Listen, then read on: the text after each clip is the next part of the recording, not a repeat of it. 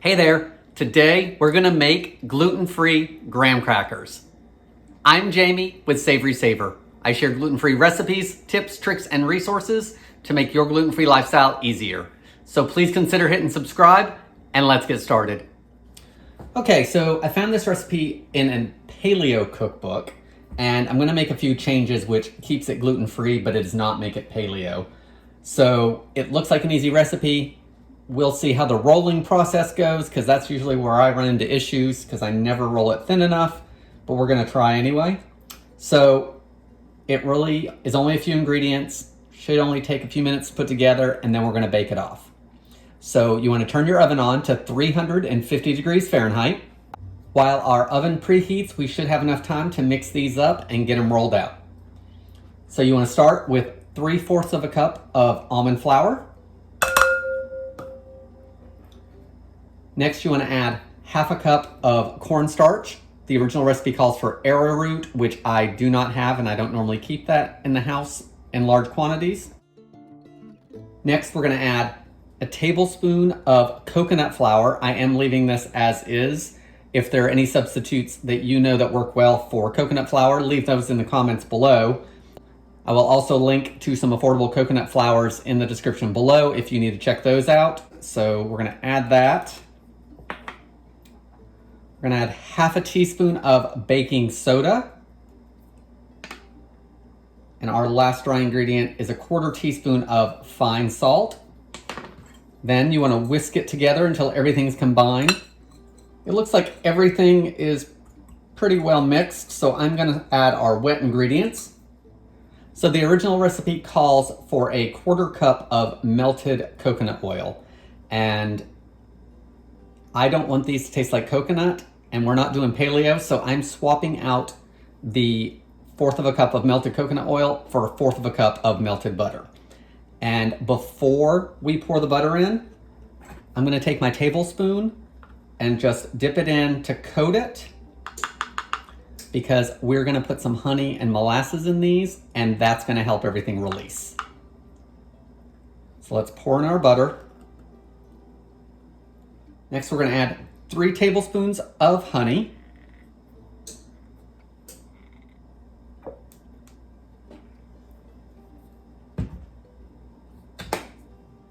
Next, I'm gonna add a tablespoon of molasses.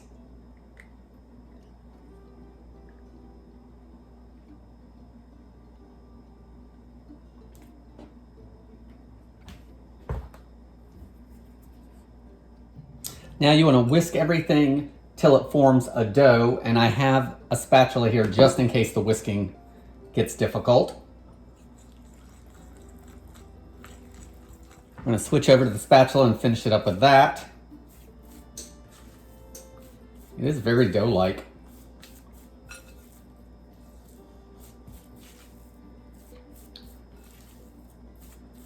We don't typically eat graham crackers, but of course there's always recipes with graham crackers like s'mores and graham cracker crusts.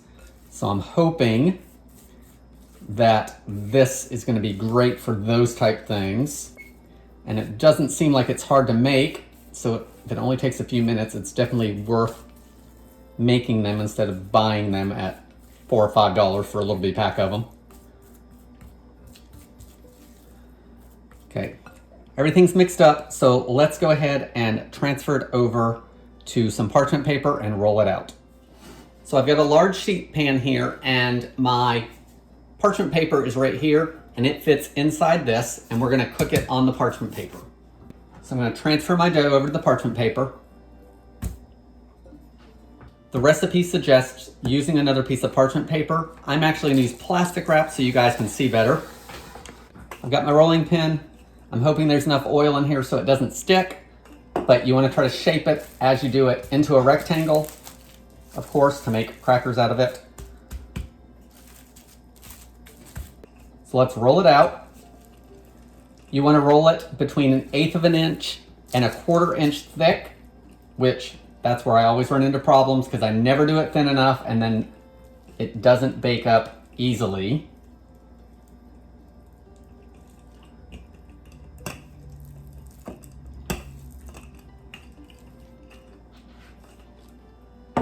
Let's see if I can maneuver this to the other direction.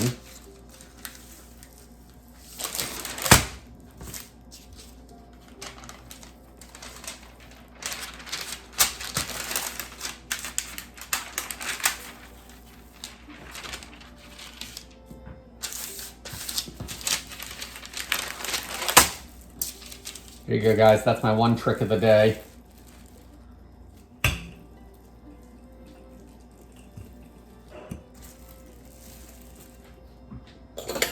It's a little thick over here on this edge, so I'm going to use my pizza cutter and then move it over to here.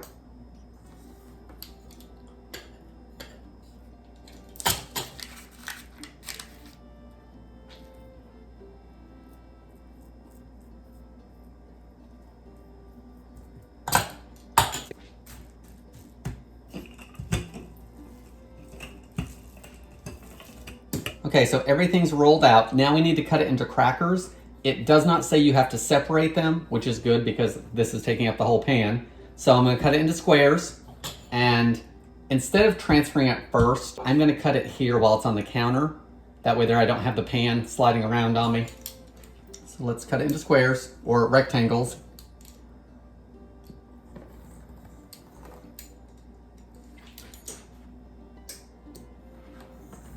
Now that they're all cut, let's get some holes docked into it. Just use the tines of a fork and put a couple in each one.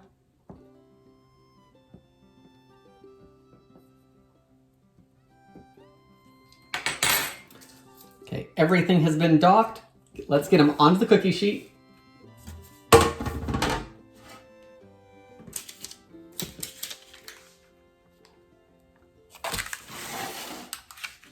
That worked really well. Now we need to bake them. You want to bake them for 10 to 12 minutes until the crackers are golden, and they should be darker around the edges.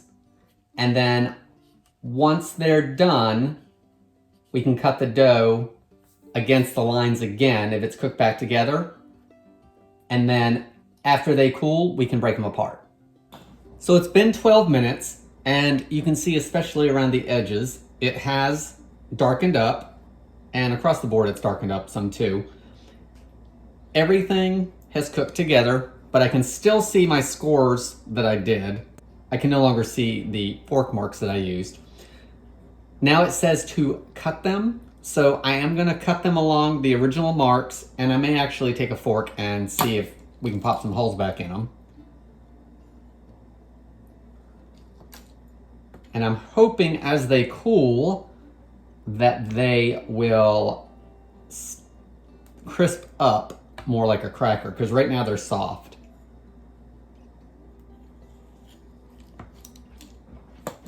Okay, they've all been cut. Let's poke some holes in them and see what that does.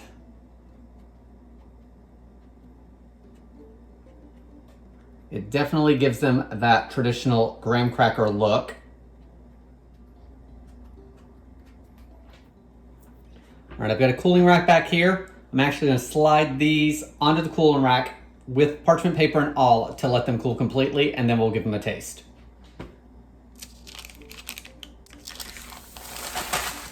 All right, so they actually moved over really well. They broke up upon moving along the score marks, which is great. So I'm gonna let them cool for 10 or 15 minutes and see if they're cool enough to eat at that point. But I think before I let them cool, I am gonna finish breaking them up so they're all separate, if they'll let me. This one's cracking a little bit. So let's do that, and then we'll be back and give them a taste. So here's one of our gluten-free graham crackers we made. Most of them are square, but this one's a little piece. I'm gonna try it, give part to Tara, and the rest of these we're gonna make into another recipe. So I'm gonna take a little bite of this. They've crisped up, which I like. They broke up easily. They've cooled easily.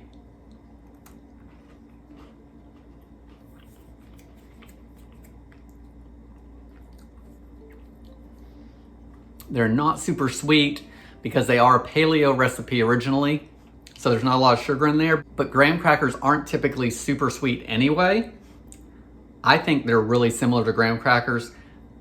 Great little texture and a little bit of crispness. that you get out of graham crackers normally. The recipe was super easy to make. I think it's a great substitute for traditional graham crackers. Guys, that's all I have for today. Thank you so much for watching. Please leave me any comments below, and I hope to see you on the next video.